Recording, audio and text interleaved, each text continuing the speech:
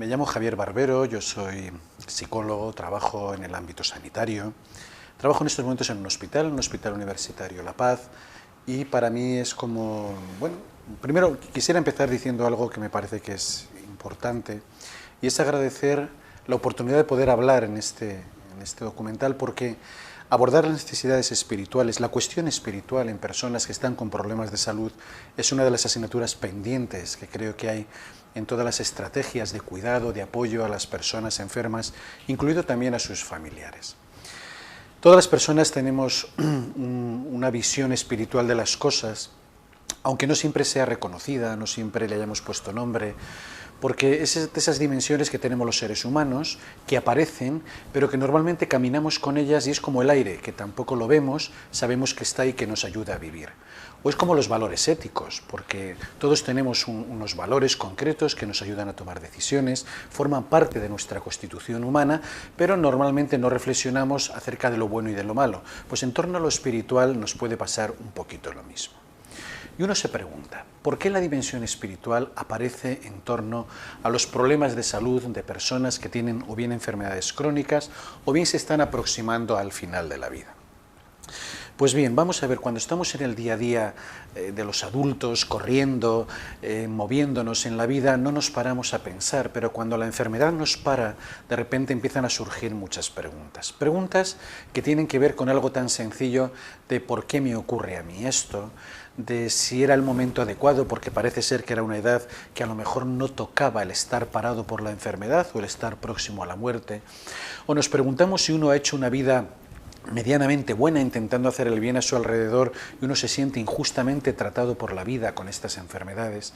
Bien, estamos en un escenario donde aparecen preguntas por el sentido, preguntas por los valores, preguntas también con respecto a si me encuentro en paz con mi relación con los demás, mi relación conmigo mismo o mi relación con un ser trascendente. Ese tipo de preguntas tienen que ver con la dimensión espiritual. Quisiera aclarar que la dimensión espiritual no siempre tiene un contenido religioso. Es más, en muchas ocasiones el contenido religioso, o sea, hay personas que tienen una vivencia espiritual sin tener una aproximación a lo religioso. A veces hay confusión en torno a esto y convendría aclararlo.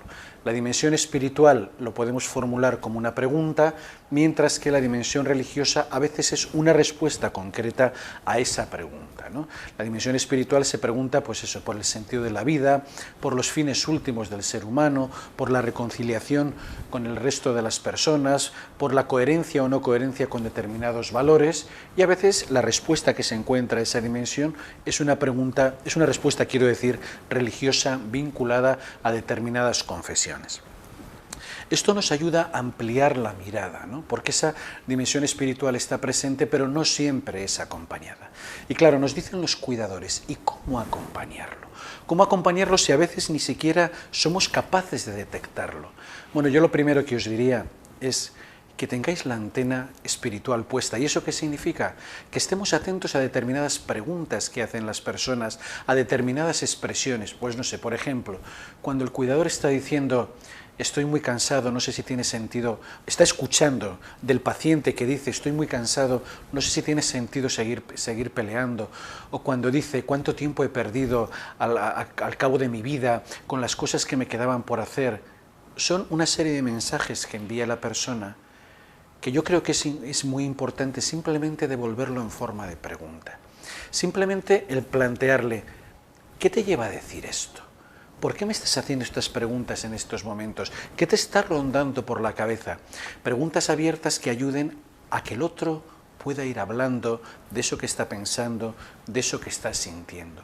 Eso va a ayudar sobre todo a no taponar. Esto nos pasa en lo emocional y nos pasa también en lo espiritual. Es decir, la importancia en el acompañamiento de que la persona pueda poner palabras a todo lo que está viviendo. El acompañamiento espiritual, al igual que el acompañamiento emocional, lo que hace es permitir que la persona vaya de alguna manera expresando las preguntas, las cuestiones que tiene dentro, para que él mismo vaya encontrando las propias respuestas.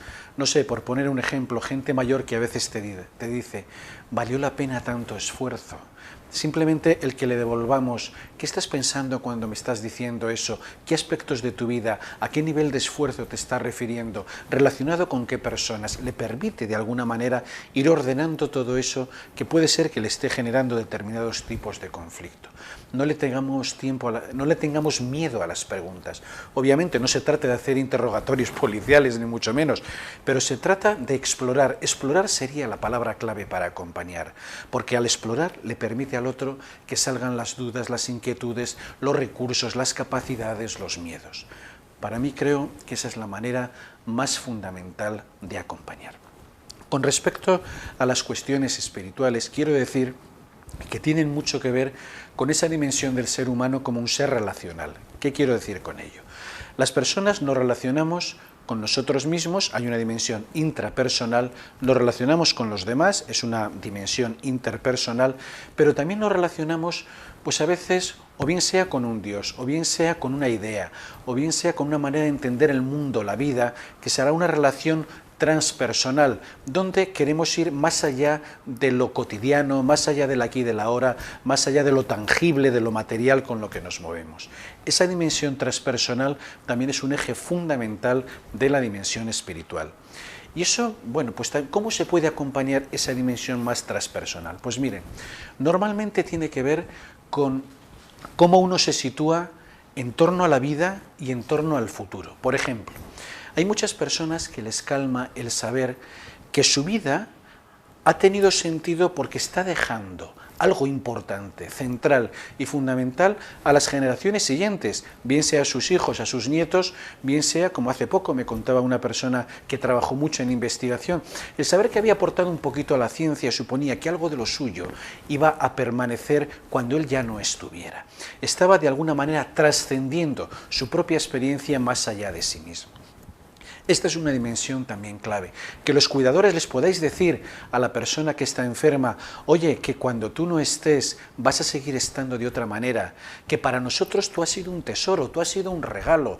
Es una manera de decir, valió esto la pena porque lo que yo he dejado lo he podido sembrar y otros lo recogerán de alguna u otra manera. También en la dimensión interpersonal, porque hay veces que las personas tenemos conflictos con otros, laborales, familiares, vecinales, sociales. Bueno, el poder hacer la paz con todo eso, ¿no? El poder decir en último término, confieso que he vivido y que he vivido de una manera sana mis relaciones. Yo creo que al final de la vida, o cuando la vida nos para en función de la enfermedad, el poder reconciliarte en la relación con los demás, sabiendo que nadie somos perfectos, poniendo la capacidad de perdón también en nuestra estructura vital, también ayuda. Si a fin de cuentas, lo único que es central, que es clave, que es nuclear en la vida de las personas, es poder sentirnos queridos y poder querer. Es poder decir, me ha valido la pena estar contigo y caminar contigo, o ir haciendo un camino juntos, ¿no? Y yo creo que es importante que podamos hablar de todo esto.